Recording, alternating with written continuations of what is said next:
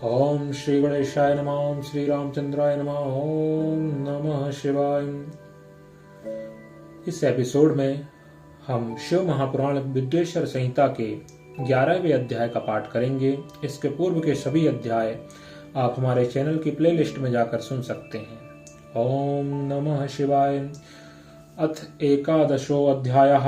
शिवलिंग की स्थापना, उसके लक्षण और पूजन की विधि का वर्णन तथा शिवपद की प्राप्ति कराने वाले सत्कर्मों का विवेचन। ऋषिगण बोले, हे सूत जी, शिवलिंग की स्थापना कैसे करनी चाहिए, उसका लक्षण क्या है तथा उसकी पूजा कैसे करनी चाहिए, किस देश काल में करनी चाहिए और किस द्रव्य के द्वारा उसका निर्माण होना चाहिए। सूत जी बोले, हे महर्षियों, मैं आप लोगों के लिए इस विषय का वर्णन करता हूँ, ध्यान देकर समझिए।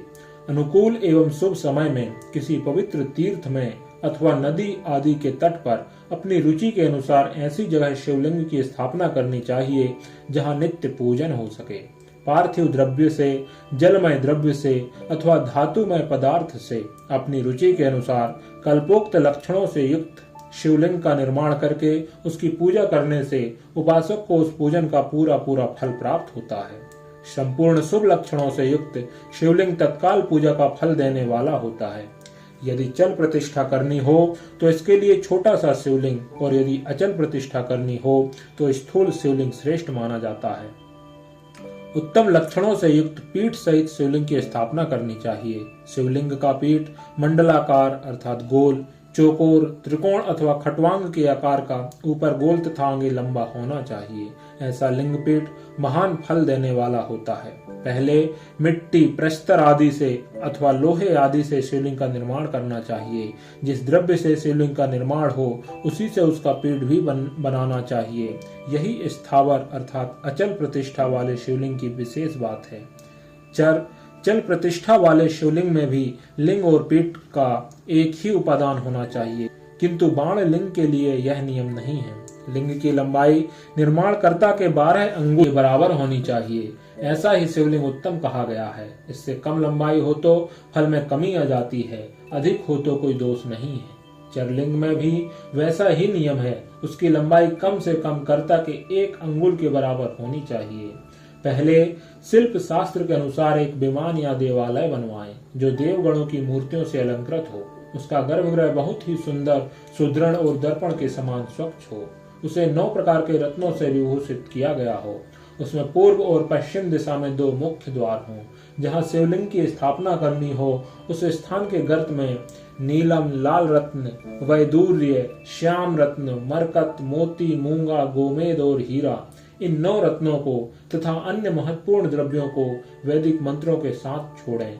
सदोजात आदि 5 वैदिक मंत्रों द्वारा शिवलिंग का 5 स्थानों में क्रमशः पूजन करके अग्नि में हविष्य की अनेक आहुतियां दें और परिवार सहित मेरी पूजा करके गुरु स्वरूप आचार्य को धन तथा भाई बंधुओं को अभिलषित वस्तुओं से संतुष्ट करें। याचकों को जड़ अर्थात स्वर्ण, ग्रह एवं भू संपत्ति तथा चेतन, गौ आदि वैभव प्रदान करें। स्थावर जंगम सभी जीवों को यत्न पूर्वक संतुष्ट करके एक गड्ढे में स्वर्ण तथा 9 प्रकार के रत्न भरकर शदोजात आदि वैदिक मंत्रों का उच्चारण करके परम कल्याणकारी महादेव जी का ध्यान करें। तत्पश्चात नाद घोष से युक्त महामंत्र ओंकार का उच्चारण करके उक्त गड्ढे में शिवलिंग की स्थापना करके उसे पीठ से संयुक्त करें। इस प्रकार पीठ युक्त लिंग की स्थापना करके उसे नित्य लेप दीर्घ काल तक टिके रहने वाले मसाले से जोड़कर स्थिर करें। इसी प्रकार वहां पंचाक्षर मंत्र से परम सुंदर वीर मूर्ति की भी स्थापना करनी चाहिए।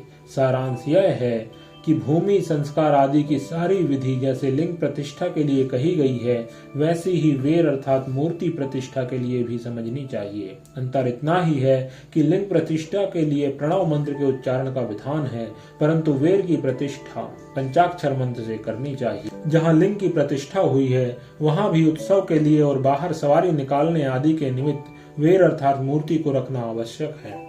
वेर को बाहर से भी लिया जा सकता है, उसे गुरुजनों से ग्रहण करें। वाह वेर वही लेने योग्य है जो साधु पुरुषों द्वारा पूजित हो।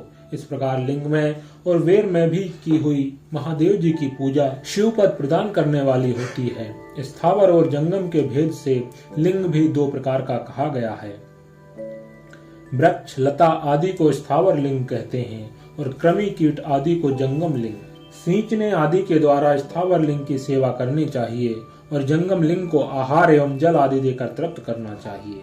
उन स्थावर जंगम जीवों को सुख पहुंचाने में अनुरक्त होना भगवान शिव का पूजन है, ऐसा विद्वान पुरुष मानते हैं। इस प्रकार चराचर जीवों को ही भगवान शंकर के प्रतीक मानकर उनका पूजन करना चाहिए। सभी पीठ परा प्रकृति जगदम्बा का स्वरूप है और समस्त शिवलिंग चैतन्य स्वरूप हैं। जैसे भगवान शंकर देवी पार्वती की गोद में बिठाकर विराजते हैं, उसी प्रकार यह शिवलिंग सदा पीठ के साथ ही विराजमान होता है। इस तरह महालिंग की स्थापना करके विविध उपचारों द्वारा उसका पूजन करना चाहिए। अपनी शक्ति के अनुसार नित्य पूजा करनी चाहिए तथा देवालय के पास ध्वजारोपण आदि करना चाहिए। इस प्रकार साक्षात शिव का पद प्रदान करने वाले लिंग की स्थापना कर अथवा चरलिंग में षोडश उपचारों द्वारा यथोचित रीति से क्रमशः पूजन करें। यह पूजन भी शिव पद प्रदान करने वाला है। आवाहन, आसन, अर्घ्य, पाद्य, पाद्यांग, आचमन, अभ्यंग पूर्वक स्नान, वस्त्र, गंध, पुष्प, धूप, दीप, नैवेद्य, तांबूल समर्पण, नीराजन, नमस्कार और विसर्जन, ये 16 उपचार हैं। अथवा अर्घ्य से लेकर नैवेद्य तक विधिवत पूजन करें।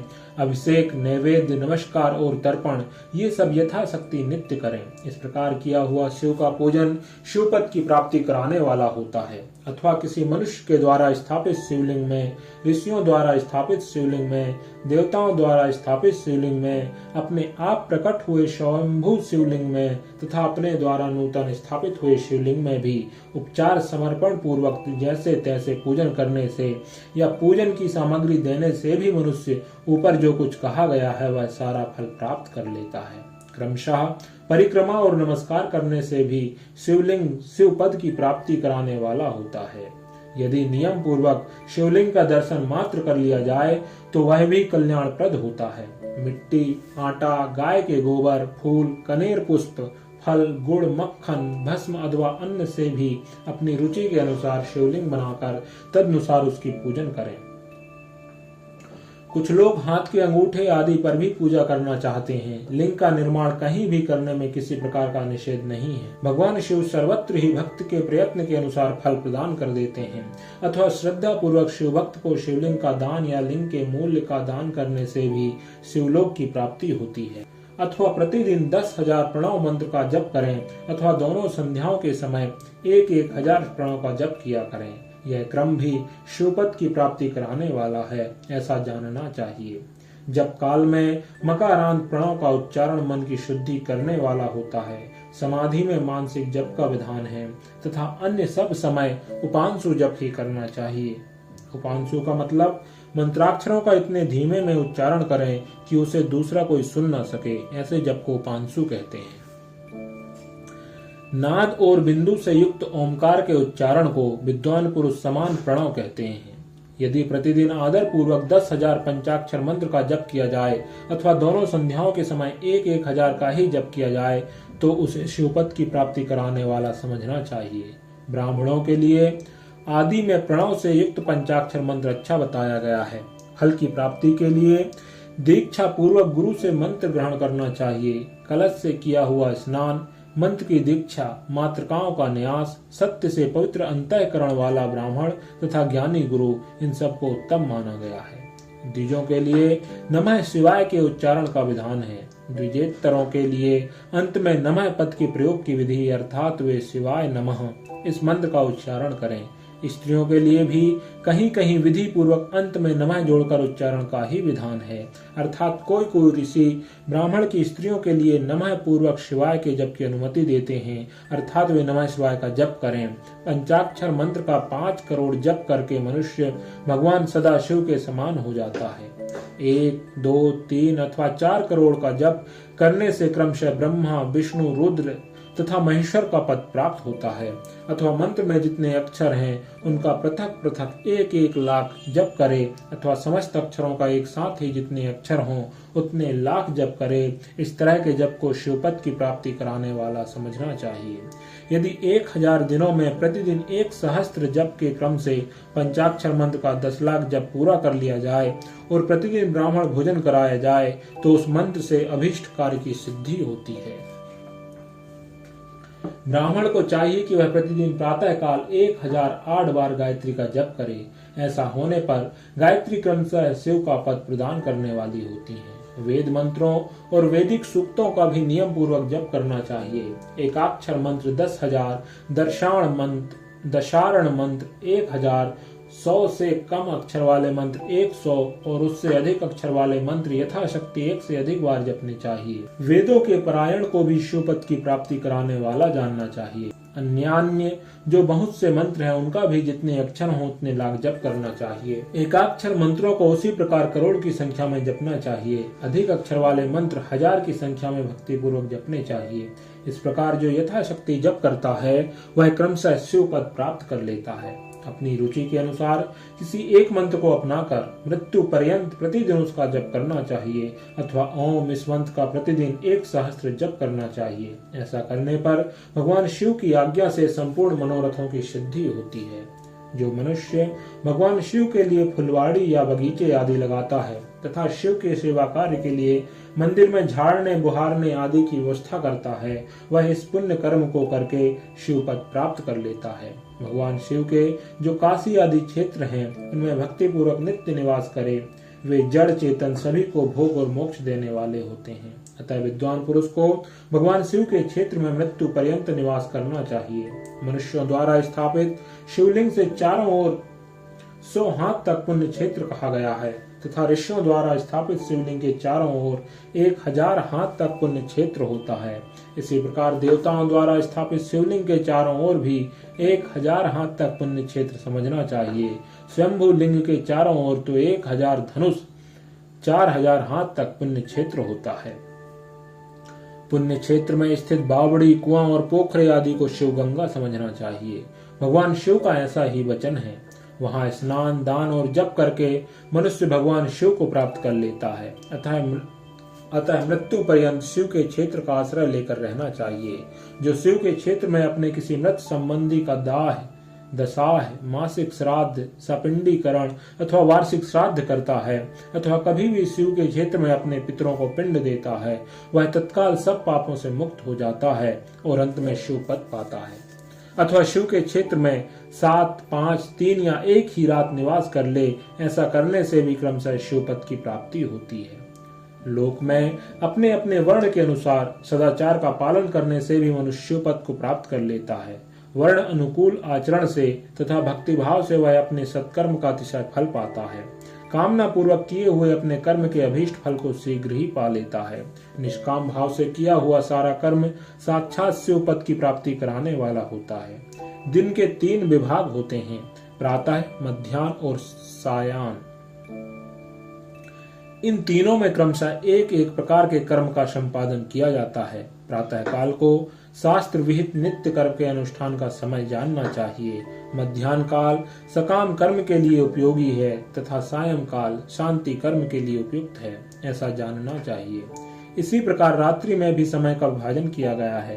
रात के 4 प्रहरों में से जो बीच के 2 पहर हैं उन्हें निशीत काल कहा गया है। विशेषता है उस काल में की हुई भगवान शिव की पूजा अभीष्ट फल को देने वाली होती है। ऐसा जानकर कर्म करने वाला मनुष्य यथोक्त फल का भागी होता है। विशेषतः कलयुग में कर्म से ही फल की सिद्धि होती है। अपने अपने अधिकार के अनुसार ऊपर कहे गए किसी भी कर्म के द्वारा शिव आराधना करने वाला पुरुष यदि सदाचारी है और पाप से डरता है तो वह उन कर्मों का पूरा फल अवश्य प्राप्त कर लेता है। ऋषिगण बोले, हे सूत जी, अब आप हमें पुण्य क्षेत्र बताइए जिनका आश्रय लेकर सभी स्त्री पुरुष शिवपद प्राप्त कर लें। हे सूत जी, हे योगी वरों में श्रेष्ठ, शिव क्षेत्रों तथा शैवागमों शिव विषयक शास्त्रों का भी वर्णन कीजिए। सूत जी बोले, हे ऋषियों, सभी क्षेत्रों और आगमों का वर्णन श्रद्धा पूर्वक सुनिए। इति श्री शिव महापुराणे प्रथमायां विद्वेश्वर संहितायां शिवलिंग पूजादि वर्णनम नाम 11वाध्याय। बोले शंकर भगवान की जय। समस्त भक्तों से निवेदन है कि हमारे चैनल को सब्सक्राइब करें तथा अपने प्रियजनों को भी फॉरवर्ड करें ताकि भगवान शिव की कृपा की महिमा का पान सभी कर सकें। ओम नमः शिवाय।